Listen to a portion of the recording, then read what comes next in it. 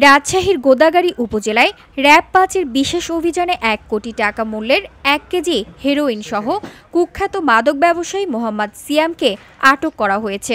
শনিবার মাদারপুর ডিমভাঙা এলাকায় এই অভিযান পরিচালনা করা হয়।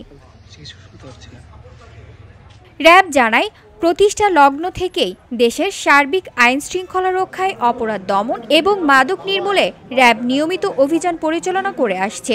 এরই অংশ হিসেবে গোয়েন্দা তথ্যের ভিত্তিতে সিপিএসসি র‍্যাব ৫-এর একটি দল বুধবার রাতে মাদক বিরোধী এই বিশেষ অভিযান পরিচালনা করে। সীমান্তবর্তী এলাকা থেকে সংঘবদ্ধ একটি মাদক চক্র দীর্ঘদিন ধরে বিপুল পরিমাণ হেরোইন দেশে পাচার করছে।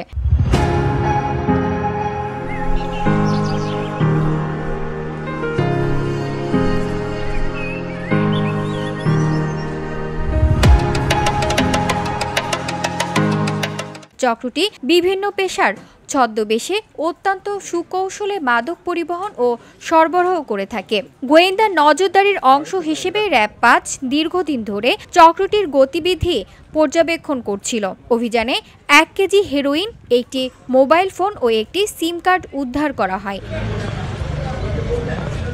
গ্রেফতার সিয়াম প্রাথমিক জিজ্ঞাসাবাদে জানান, সে দীর্ঘদিন ধরে সীমান্তবর্তী প্রত্যন্ত চর এলাকা থেকে হেরোইন চালান সংগ্রহ করে নিজ বাড়িতে মজুদ রাখত এবং দেশের বিভিন্ন স্থানে তা সরবরাহ করত। গতকালও সে পদ্মার চর থেকে মাদক সংগ্রহ করে বাড়ির চালের ভেতরে লুকিয়ে রাখে। পরে র‍্যাব সদস্যরা উপস্থিত সাক্ষীদের সামনে পলিথিনে মোড়ানো অবস্থায় হেরোইনটি উদ্ধার করে।